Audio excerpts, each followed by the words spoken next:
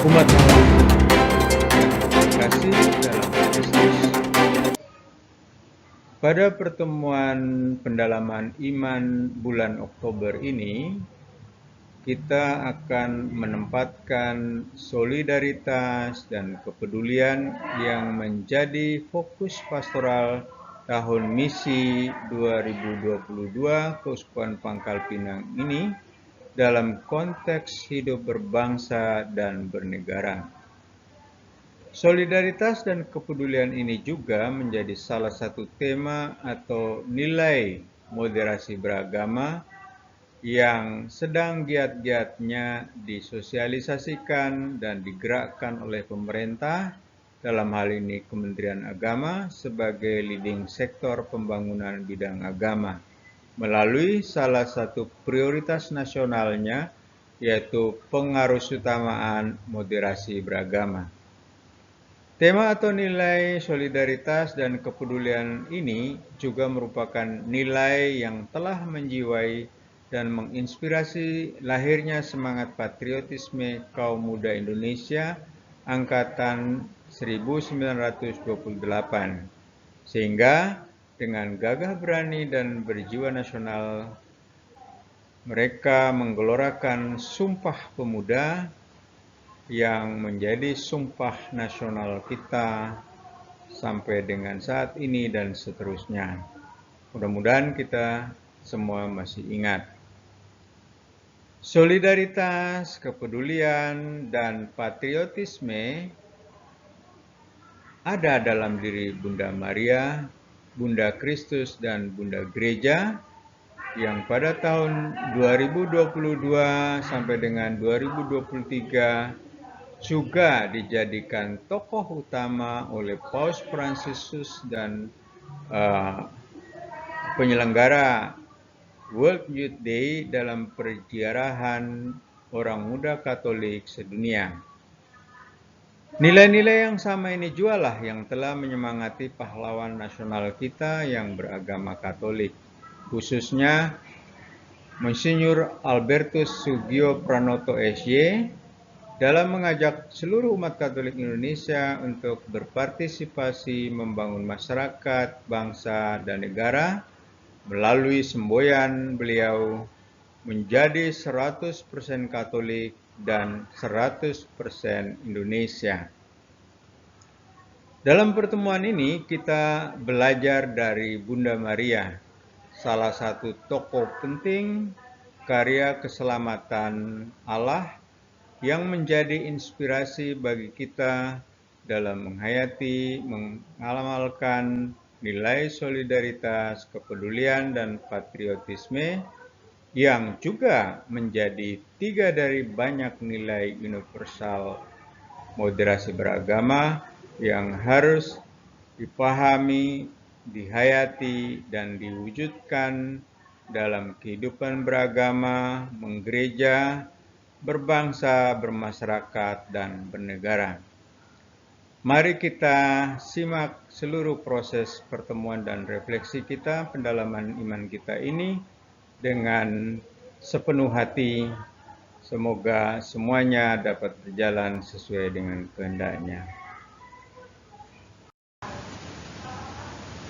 Bacaan dari Lukas bab 1 ayat 36, 39 sampai 45, dilanjutkan ayat 56.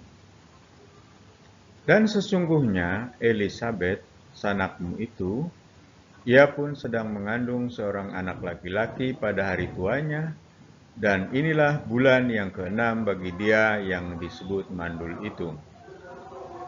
Beberapa waktu kemudian berangkatlah Maria dan langsung berjalan ke pegunungan menuju sebuah kota di Yehuda. Di situ ia masuk ke rumah Zakaria dan memberi salam kepada Elisabet. Dan ketika Elisabet mendengar salam Maria, melonjaklah anak yang di dalam rahimnya, dan Elisabet pun penuh dengan Roh Kudus, lalu berseru dengan suara nyaring, "Diberkatilah engkau di antara semua perempuan, dan diberkatilah buah rahimmu." "Siapakah aku ini sampai ibu Tuhanku datang mengunjungi aku? Sebab sesungguhnya ketika salammu sampai kepada telingaku, anak yang di dalam rahimku melonjak kegirangan. Dan berbahagialah ia yang telah percaya, sebab apa yang dikatakan kepadanya dari Tuhan akan terlaksana." Dan Maria tinggal kira-kira 3 bulan lamanya bersama dengan Elisabet, lalu pulang ke rumahnya. Demikianlah sabda Tuhan. Pertama, Maria berbahagia karena ia mendengarkan firman Allah bahwa ia dan saudaranya Elisabet mengandung suatu berita gembira, kabar gembira.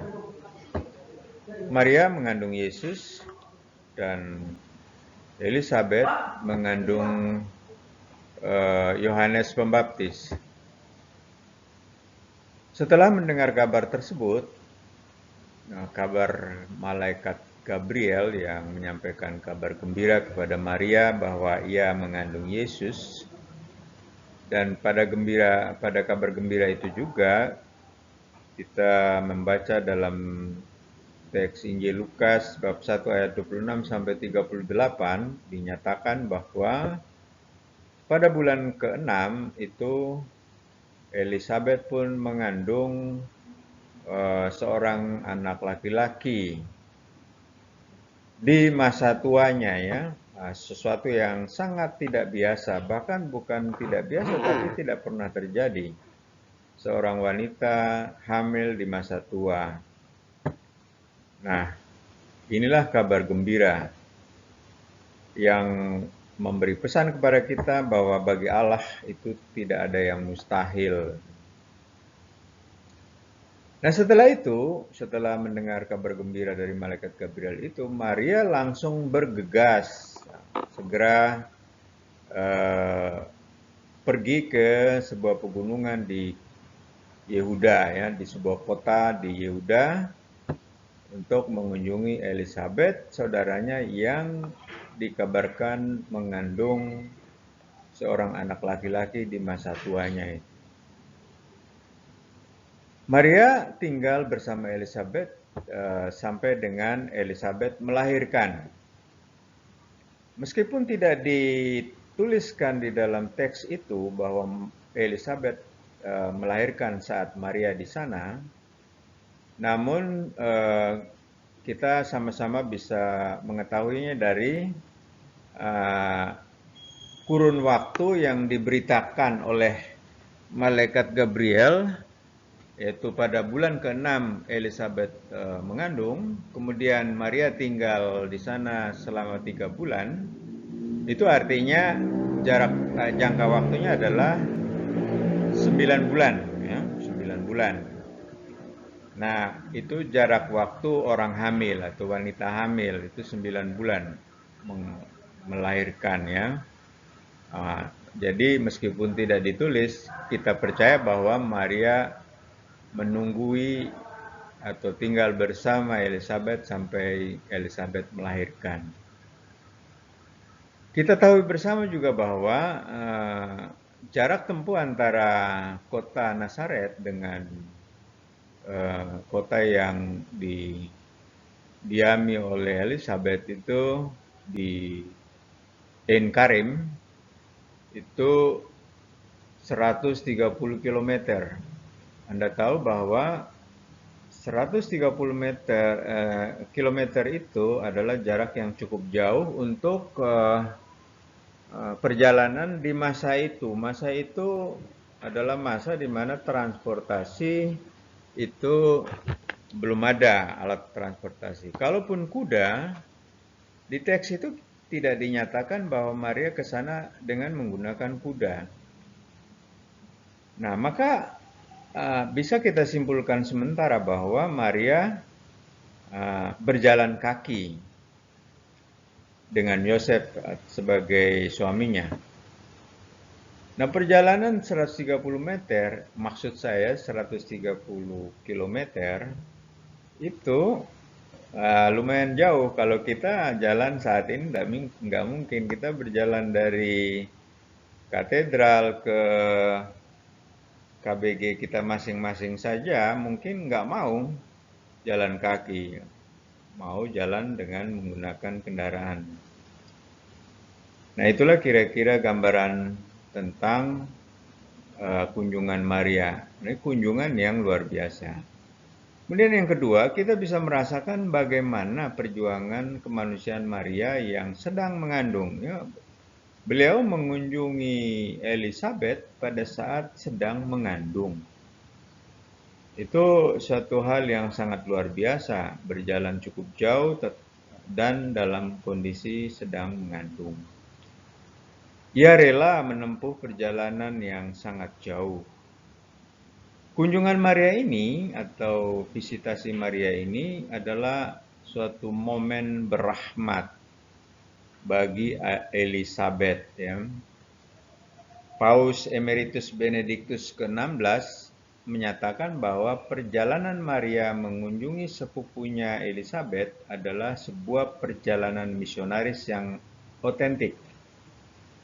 Ini adalah suatu perjalanan yang membawanya jauh dari rumah, mendorong dia ke dunia yang lain atau ke lingkungan yang lain, ke tempat yang pasti asing baginya. Itu berarti suatu kondisi di mana Maria harus menyesuaikan diri lagi dengan situasi yang ada di sana. Pesan ini pun, atau pesan bahwa Maria mengunjungi Elizabeth sebagai misionaris yang otentik, itu juga disampaikan oleh Paus Fransiskus pada World Youth Day yang saat-saat ini sedang diselebrasi oleh seluruh orang muda Katolik di seluruh dunia, termasuk kita di Keuskupan Pangkal Pinang. Atau kalau kita sering mendengarkan istilah HOMS, ya, Hari Orang Muda Sedunia, yang kita rayakan nanti puncaknya di tahun 2023 di Lisbon, Portugal. Peristiwa perawan Maria pergi mengunjungi Elizabeth juga merupakan contoh yang paling jernih dan arti yang paling benar dari perjalanan kita orang beriman dan perjalanan gereja itu sendiri. Dari kodratnya, gereja adalah misionaris, ya, misioner. Ia dipanggil untuk mewartakan solidaritas, kepedulian, dan patriotisme, cinta tanah air, dimanapun, kepada siapapun, pada setiap laki-laki maupun perempuan, kepada semua orang dalam kondisi kultur, budaya, agama yang tentu saja beraneka ragam. Maria yang bergegas pergi menjumpai saudaranya menjadi contoh bagi kita untuk bersikap solider, peduli, dan patriotis terhadap sesama umat Katolik sendiri secara internal, umat beragama lain atau masyarakat umum secara eksternal, bangsa dan negara Kesatuan Republik Indonesia yang juga merupakan penghayatan dan pengamalan nilai-nilai moderasi beragama. Kita lanjutkan. Dalam pengantar tadi sudah dinyatakan bahwa moderasi beragama adalah salah satu prioritas nasional Kementerian Agama RI, yang kemudian sudah diinstitusionalisasi atau sudah dilembagakan sebagai program nasional negara kita tentunya, karena pembangunan agama adalah pembangunan nasional, ya, pembangunan nasional. Untuk lebih memahami moderasi beragama, mari kita baca, mari kita simak beberapa poin penting berikut ini sebagai pengenalan awal, ya. Nanti kita akan lanjutkan dengan pertemuan-pertemuan atau sosialisasi yang berlanjut berkaitan dengan moderasi beragama dalam berbagai bentuk, bisa melalui video, bisa melalui pertemuan tatap muka, bisa melalui flyer, bisa melalui infografis, bisa melalui gambar, dan macam-macam cara kita menyampaikan atau menyebarluaskan moderasi beragama atau apapun.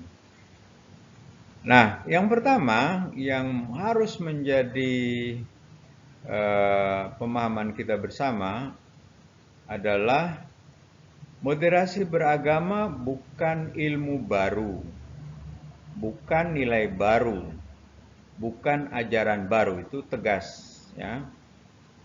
Moderasi beragama adalah ilmu atau ajaran atau nilai yang mengalir dari sumber ajaran dan atau hukum semua agama, termasuk juga agama Katolik.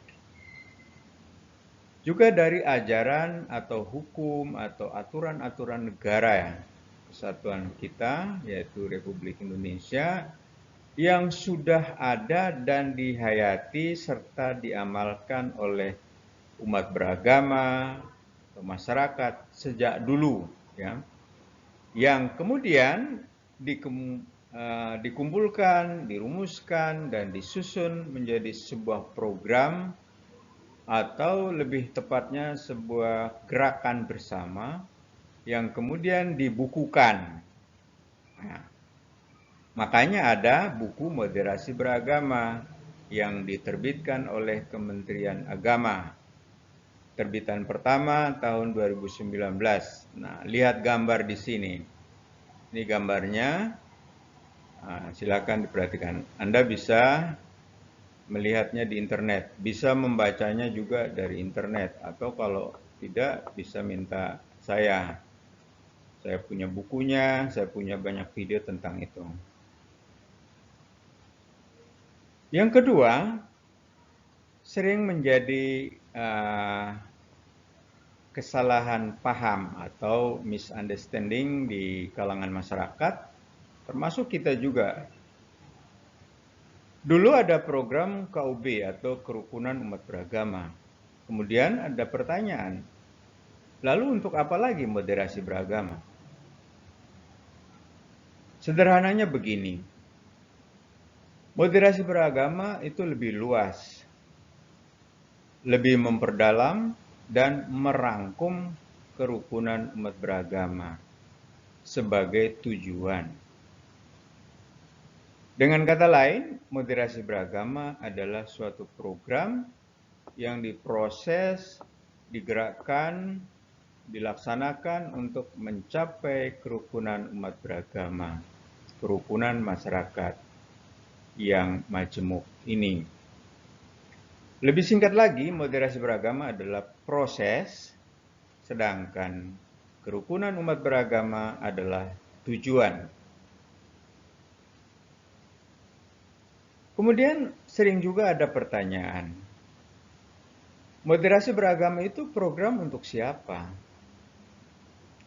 Jawabannya adalah untuk seluruh masyarakat Indonesia, termasuk masyarakat Katolik, dari semua unsur, dari semua suku, dari semua ras, agama, budaya, dan lain-lain. Singkatnya, bagi seluruh masyarakat Indonesia, bahkan bisa menjangkau juga atau bisa untuk kepentingan masyarakat dunia.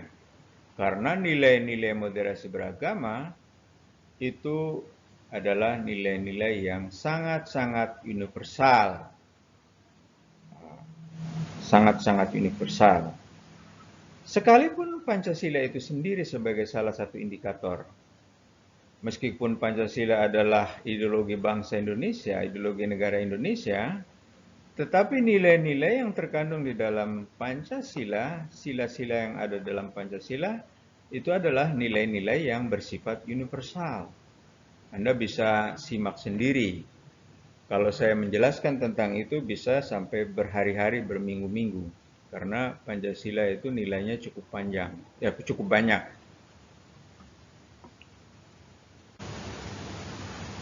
Lalu juga sering ada pertanyaan, bukan pertanyaan tapi salah paham atau salah mengerti, bahkan salah ucap, salah omong.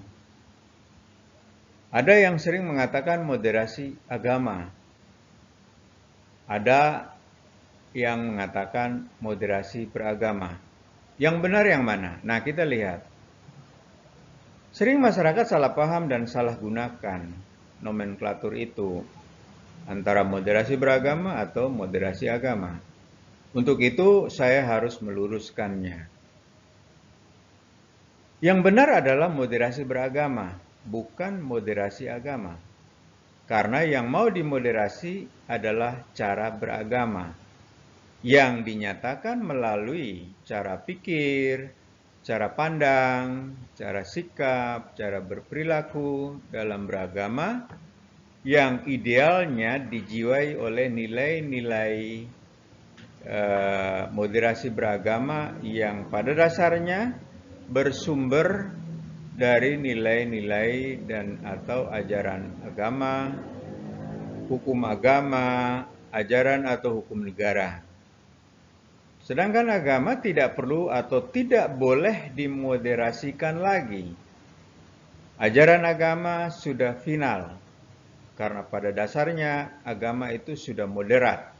Makanya menjadi sumber dan landasan moderasi beragama.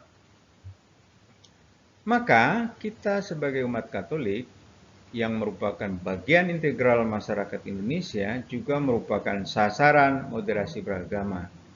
Dan yang paling penting, bertanggung jawab dan berpartisipasi dalam mensukseskan gerakan moderasi beragama ini. Bisa sebagai orang yang menerima sosialisasi dan melaksanakan nilai-nilai moderasi beragama, bisa juga adalah orang-orang yang ikut mensosialisasikan atau menyebarluaskan setelah paham, mengerti moderasi beragama itu. Saya ambil contoh seperti kita menerima pewartaan dan menjadi Katolik. Setelah kita menerima ajaran menjadi Katolik, bukankah tanggung jawab kita juga adalah menjadi orang yang kemudian mengajarkan atau mewartakan agama Katolik kepada umat kita yang mungkin masih belum memahami atau kurang memahami atau kurang wawasan tentang ajaran agama Katolik. Itulah kira-kira analoginya atau persamaannya. Makanya dalam buku moderasi beragama ada sub-bahasan moderasi beragama dalam perspektif agama-agama. Nah, kita Katolik pun dapat mengembangkannya dalam versi kita atau dalam perspektif agama Katolik. Maka pertemuan kali ini juga mendalami moderasi beragama dalam kaitan dengan Bunda Maria dan Sumpah Pemuda yang kebetulan bulan ini kita peringati. Lalu apa sebenarnya pengertian atau definisi moderasi beragama itu sendiri? Kata moderasi berasal dari kata moderation atau moderatio atau moderatio, bahasa Latin, dan dalam bahasa Arab yang dikutip dari buku moderasi beragama itu, ya mohon maaf saya kalau salah sebut, wasatiyah yang memiliki padanan makna dengan kata tawasud di tengah-tengah, ittidal adil, dan tawazun artinya berimbang. Selanjutnya moderasi beragama didefinisikan sebagai cara pandang, cara pikir, cara sikap, dan perilaku selalu mengambil posisi menengahi, selalu bertindak adil, dan tidak ekstrim dalam beragama maupun dalam kehidupan sosial umumnya. Nah, definisi ini asli dari buku Moderasi Beragama. Dalam perkembangannya, saya bisa merumuskan definisi ini atau mengembangkan definisi ini menjadi seperti ini. Moderasi beragama adalah cara pandang, sikap, pikiran, perilaku yang selalu netral, adil, solider, peduli, penuh cinta kasih, damai, sukacita, lemah lembut, rukun, seimbang, bersaudara, dan seterusnya. Singkatnya, yang mengandung nilai-nilai universal kehidupan manusia atau moderasi beragama itu sendiri. Kemudian bisa juga moderasi beragama ini didefinisikan dengan cara lain, yaitu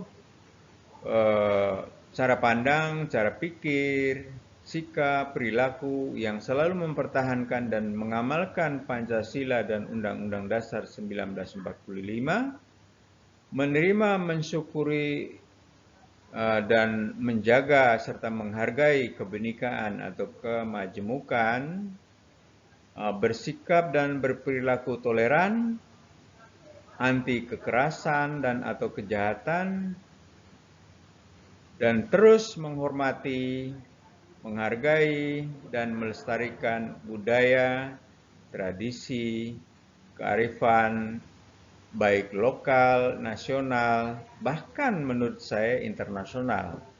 Nah, penjelasannya demikian. Kita wajib menjaga, menghargai, dan melestarikan kearifan atau budaya atau tradisi lokal. Lokal itu setiap suku, setiap daerah.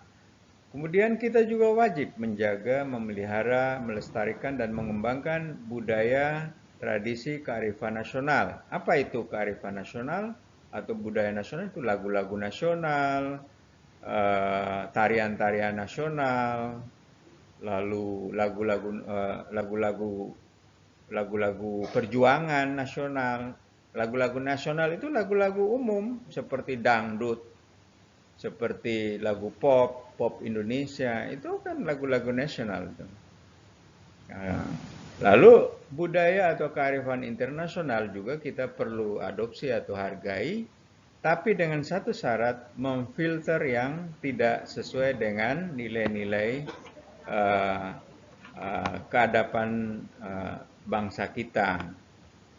Banyak sekali budaya dari luar atau budaya-budaya asing yang kita bisa serap untuk menjadi pelajaran dan pengayaan diri kita. Tapi yang kita buang adalah yang negatif, yang tidak sesuai dengan nilai-nilai dari hukum atau aturan atau kearifan nasional kita. Pertanyaannya adalah, mana dari definisi ini yang benar? Semuanya benar. Sebab yang paling penting yang perlu kita pegang adalah soal cara pikir, cara pandang, cara sikap, dan perilaku beragama, perilaku dalam beragama yang dilandasi oleh nilai-nilai universal yang ada di dalam seluruh agama yang kemudian diadopsi oleh moderasi beragama dan nilai-nilai yang terkandung di dalam Pancasila, Undang-Undang Dasar, dalam Bhinneka Tunggal Ika, kemudian di dalam Negara Kesatuan Republik Indonesia. Banyak sekali nilai kita yang bisa kita serap dalam konteks hidup berbangsa, bermasyarakat, dan bernegara pada umumnya, maupun sebagai perwujudan atau pengamalan dari moderasi beragama itu sendiri. Kemudian apa yang diharapkan atau apa harapannya kalau kita belajar atau mempelajari, mensosialisasikan moderasi beragama? Kalau kita sudah memahami dan menghayati dengan baik moderasi beragama, kita diharapkan menjadi orang beragama yang moderat atau orang yang memenuhi nilai-nilai yang tertulis dalam definisi tadi. Lalu apakah kita harus memenuhi itu semua baru disebut moderat? Tidak. Kalau bisa memenuhi semua itu, puji Tuhan, ideal sekali, super. Namun kalaupun hanya beberapa, bahkan satu saja, kita boleh disebut moderat. Bandingkan kita sebagai orang Katolik.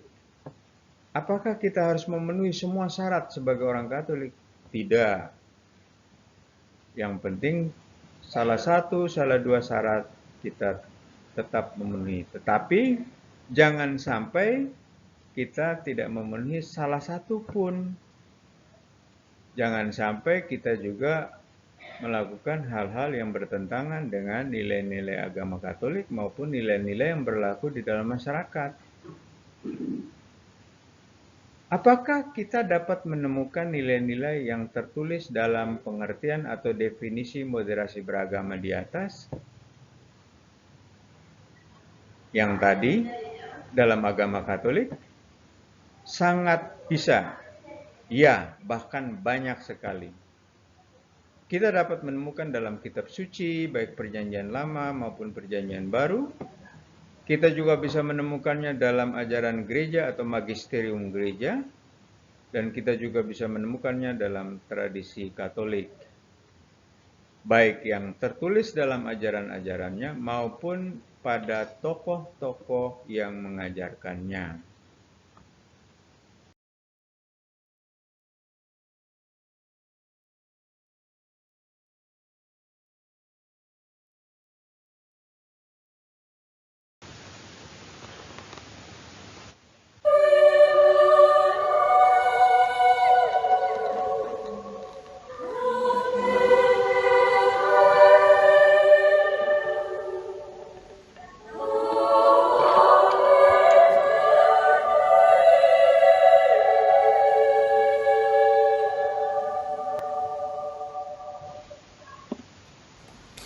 Saudara-saudara yang terkasih, inilah salah satu lagu pujian kepada Bunda Maria, Bunda Gereja, Bunda kita, Bunda Kristus Sang Juru Selamat kita.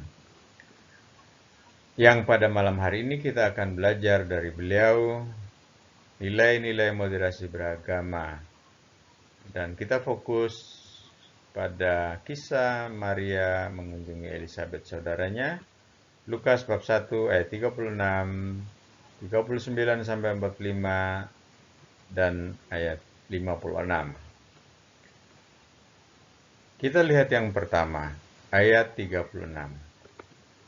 Kita menemukan nilai sukacita. Sukacita dan kegembiraan yang luar biasa dari Bunda Maria dan Elizabeth saudaranya itu. Karena mereka mengandung orang atau tokoh terbesar di dalam karya keselamatan Allah bagi manusia, yaitu Yesus dan Yohanes Pembaptis. Yohanes Pembaptis mempersiapkan jalan Yesus, dan Yesus adalah Sang Juru Selamat kita yang melaksanakan karya keselamatan. Ayat yang ke-39, kita bisa menemukan nilai dari sebuah kunjungan. Kunjungan itu didasari oleh sikap dan perasaan solider, rasa dan sikap peduli, dan rasa dan sikap patriotis atau sikap cinta dan rela berkorban bagi orang yang dikunjungi. Maria menunjukkan itu. Beliau solider. Beliau sangat peduli dan sangat mencintai, serta karena cintanya ia berkorban untuk mengunjungi Elizabeth, walaupun ia dalam masa mengandung Yesus. Kemudian perjalanan dari Nazaret ke Ein Karim itu cukup jauh, 130 km. Dan mengalami atau menemukan banyak tantangan dalam perjalanan. Kita juga menemukan secara tersirat tentunya nilai pengorbanan, nilai kesabaran, dan nilai kemurahan dari kunjungan Maria kepada Elizabeth. Bayangkan begitu jauh beliau rela melakukan perjalanan. Dan tentu saja sabar dalam menghadapi berbagai macam tantangan perjalanan. Karena medan yang dilewati oleh Bunda Maria cukup berat. Pegunungan ya, perjalanan menuju ke pegunungan. Apalagi tidak dikisahkan Maria menggunakan kuda atau tidak. Dan juga tidak dikisahkan bahwa ia ditemani oleh Yosef. Tapi kita percaya bahwa Yosef, suaminya, pasti menemani Bunda Maria. Nilai kemurahan. Karena ia murah hati, maka ia mengunjungi Elizabeth saudaranya yang jauh. Tentu kita juga menemukan nilai-nilai lain di dalamnya jika kita refleksi secara dalam. Nah, dalam kaitan dengan kunjungan, kita juga pasti mengingat dan membaca, mendengarkan, melihat berbagai peristiwa, berbagai event kunjungan, baik kunjungan kenegaraan, kunjungan pastoral, kunjungan kenegaraan dari presiden dan menteri-menteri serta para pejabat lainnya, kunjungan pastoral paus, uskup, imam, pastor kepada umatnya, dan juga kepada pimpinan negara lain tentunya, seperti paus mengunjungi negara-negara lain. Dan dalam proses kunjungan itu, tentu saja ada rasa peduli, rasa solider, rasa mencintai, dan rasa rela berkorban bagi yang dikunjungi. Dan tentu saja kita semua tahu dan kita semua mengalami bahwa kunjungan itu selalu mempunyai hasil atau dampak yang sangat besar. Dalam kunjungan sehari-hari, dalam tradisi kita, dalam tradisi silaturahim kita, itu pun kita mengalami begitu banyak makna yang sangat luar biasa. Kita dapat menjalin silaturahim, menjalin tali persaudaraan, memperkuat dan memperkokoh persaudaraan kita dengan yang lain, sekalipun walaupun kita berbeda. Kunjungan-kunjungan yang lain seperti kunjungan pastoral, apalagi kunjungan kenegaraan, itu juga menghasilkan atau berdampak luar biasa bagi kita. Kunjungan kenegaraan misalnya, itu menghasilkan kerjasama antara Indonesia dengan negara-negara lain yang tentu saja berdampak pada seluruh proses pembangunan bangsa, pembangunan negara.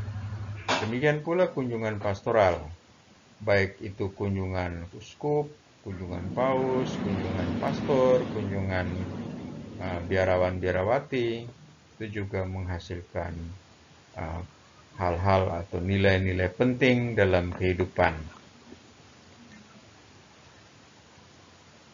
Pada ayat 40, kita juga dapat menemukan nilai sukacita, kebahagiaan, kegembiraan yang lahir dari salam atau sebuah salam.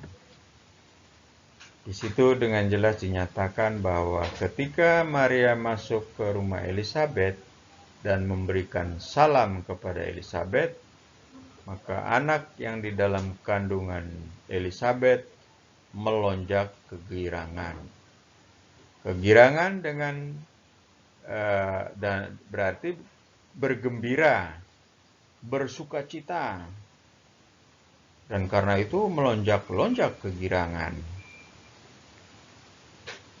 Mengapa? Karena juga dipenuhi oleh Roh Kudus. Roh Kudus itu memberikan daya yang sangat dahsyat kepada semua orang, termasuk pada bayi yang dikandung oleh Elizabeth dan tentu juga Maria. Mari kita ingat-ingat buah-buah Roh Kudus, ya, banyak buah Roh Kudus. Sukacita, damai, dan seterusnya. Pada ayat 41 kita juga melihat bahwa lonjakan kegembiraan dan atau sukacita melahirkan doa pujian. Doa pujian yang kita doakan setiap hari, Salam Maria, penuh rahmat Tuhan sertamu, itu adalah doa yang berdasarkan teks Injil ini, yaitu teks Injil Lukas bab 1 sampai bab 1 ayat 26 sampai 38, lalu 39 sampai 56. Anda bisa menemukan di sana ada dua doa, yaitu doa Salam Maria itu sendiri dan doa Magnificat atau doa pujian dari Bunda Maria, yang juga kadang kita menyanyikan Magnificat. Magnificat, ya, doa pujian Maria, nyanyian pujian Maria.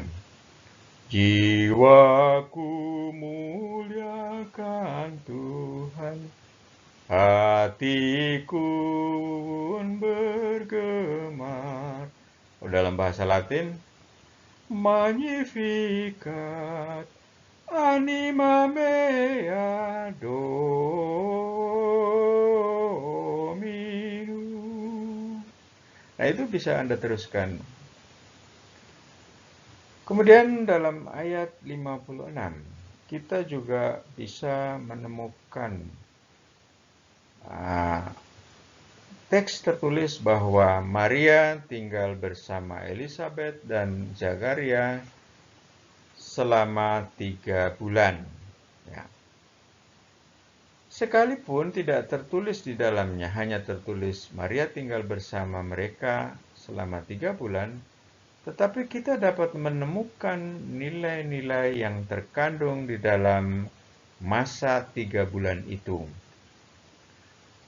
Pertama, kita dapat menemukan bahwa selama 3 bulan itu, Maria, Elizabeth, dan Zakaria tentu melakukan komunikasi atau berdialog satu sama lain. Anda tahu, berdialog atau berkomunikasi itu adalah misi membangun persekutuan, membangun komunio, memperkuat tali persaudaraan, memperkokoh kesatuan dan persatuan.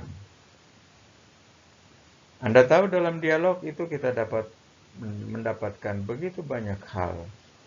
Kita bisa saling berbagi cerita, berbagi informasi, memberikan dukungan, memberikan support satu sama lain. Dan dalam konteks ini, Maria dan Elizabeth pasti saling mensupport karena mereka berada dalam kondisi hamil.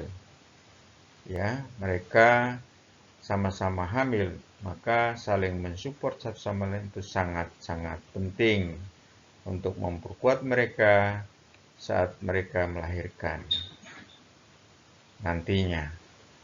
Kemudian tentu juga mereka berdoa, karena kita tahu Maria begitu sempurna dalam beriman. Iman Maria sangat sempurna. Dan karena itu pasti Maria berdoa. Dan dalam berdoa pasti Maria mengajak Elizabeth dan Zakaria untuk ikut berdoa. Nah, berdoa ini adalah salah satu misi Gereja Katolik, yaitu misi pengudusan atau misi liturgi. misi menguduskan, saling menguduskan. Nah, misi itu kemudian oleh gereja dikembangkan dalam berbagai bentuk liturgi, liturgi sakramental dan seterusnya. Anda bisa ingat kembali itu ya. Kemudian selama 3 bulan itu juga mereka tidak mungkin tidak ada aktivitas. Mereka pasti ada aktivitas kerja, mengerjakan sesuatu, baik mengerjakan segala sesuatu yang berkaitan dengan pekerjaan rumah tangga, maupun mungkin boleh jadi si Elizabeth memiliki lahan atau halaman yang kemudian mereka bisa uh, dalam kondisi santai, mereka bisa bekerja sama, saling membantu. Maria membantu Elizabeth, dan Anda bisa bayangkan sendiri bagaimana aktivitas sebuah keluarga. Dan Maria pada saat itu berada di sana, pasti ia membantu Elizabeth dalam menyelesaikan pekerjaan-pekerjaannya. Dan kita semua tahu bahwa pekerjaan atau aktivitas kerjasama itu merupakan misi diakonia atau misi pelayanan, salah satu misi gereja Katolik. Kemudian, pasti mereka juga mengalami kegembiraan dan kebahagiaan karena pewartaan atau kabar gembira itu. Kemudian mereka pasti berbagi kegembiraan satu sama lain. Maria pasti memberikan informasi, cerita berkaitan dengan bagaimana pengalamannya hamil Yesus, sebaliknya Elizabeth. Mereka saling mewartakan, mereka saling berbagi kegembiraan. Dan ini misi pewartaan, misi kerikma. Dan tentu saja kegembiraan dan kebahagiaan mereka ini kemudian diwartakan lebih lanjut oleh mereka dalam perjalanan hidupnya yang kita tahu peristiwa selanjutnya. Lalu dilanjutkan oleh kita. Pewartaan kabar gembira ini kemudian dilanjutkan kepada kita semua, dan kita melanjutkan kepada orang lain, kepada anak cucu kita. Dan kemudian dari semua itu lahirlah misi kesaksian hidup atau misi martiria, di mana cara hidup, cara beraktivitas, pola hidup, pola bicara, gaya hidup, dan sebagainya itu merupakan kesaksian hidup mereka. Dan rela berkorban, saling mencintai satu sama lain, itu adalah wujud dari kesaksian hidup. Itulah beberapa hal yang kalau kita gali lebih dalam lagi, kita akan menemukan banyak sekali nilai yang terkandung di dalamnya. Antara lain, nilai sense of belonging, rasa memiliki satu sama lain. Dan itu kemudian kalau kita terapkan dalam konteks moderasi beragama, itu sangat jelas.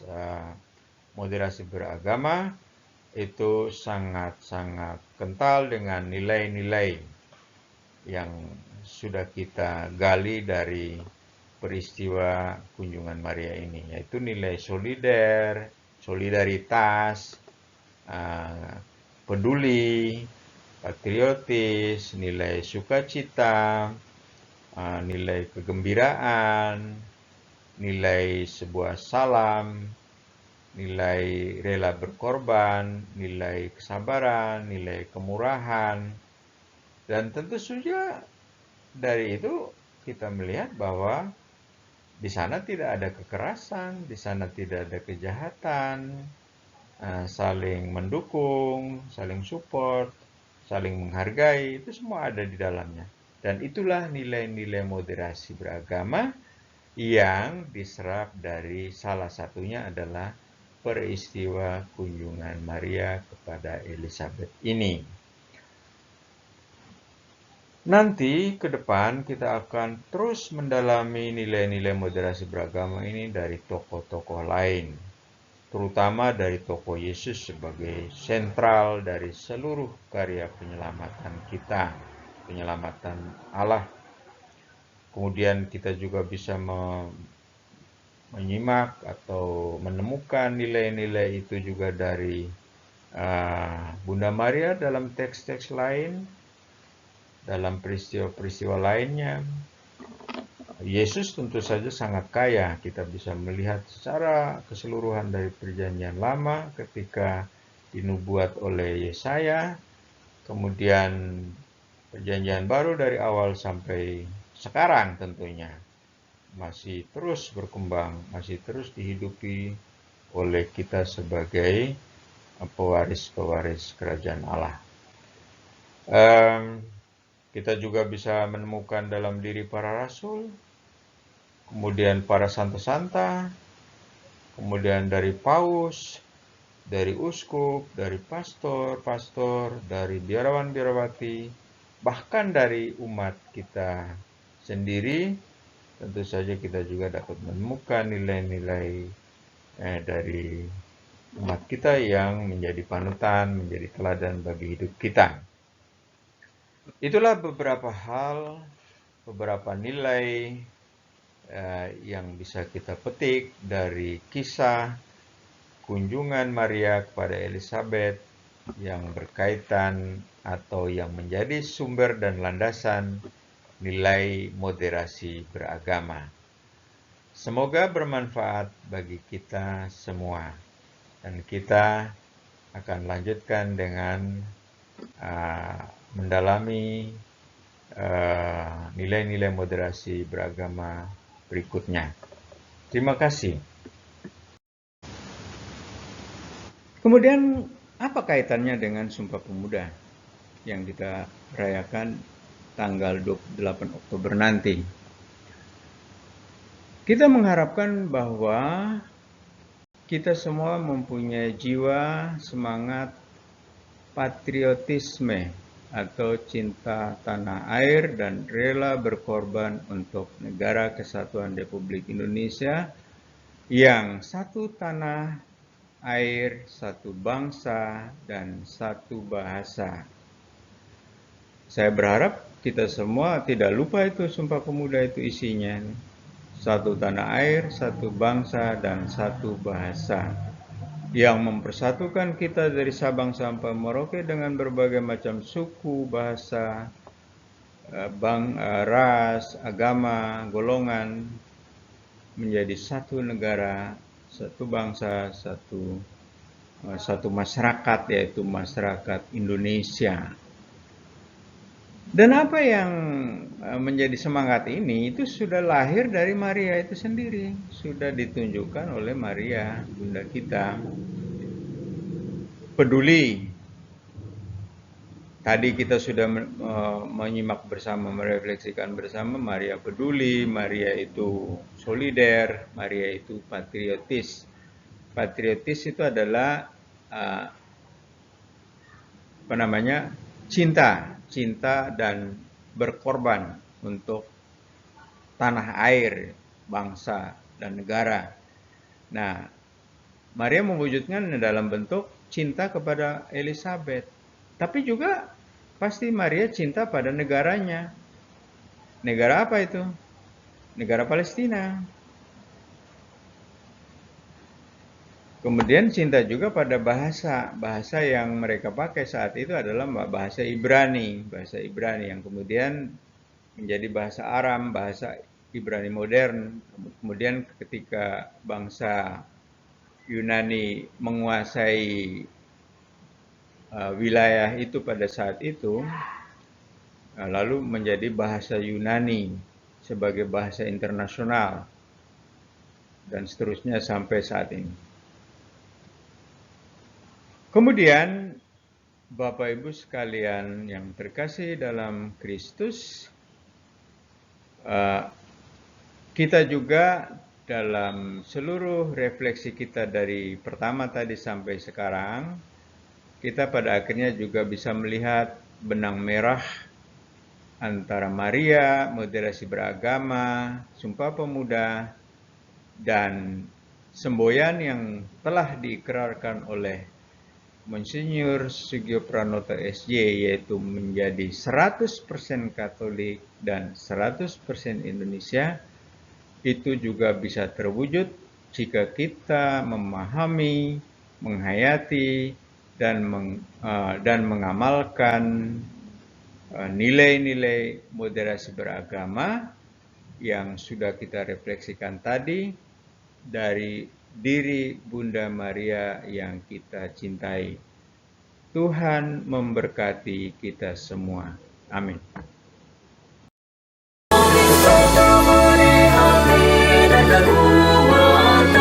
Kita jadikan bumi seperti surga.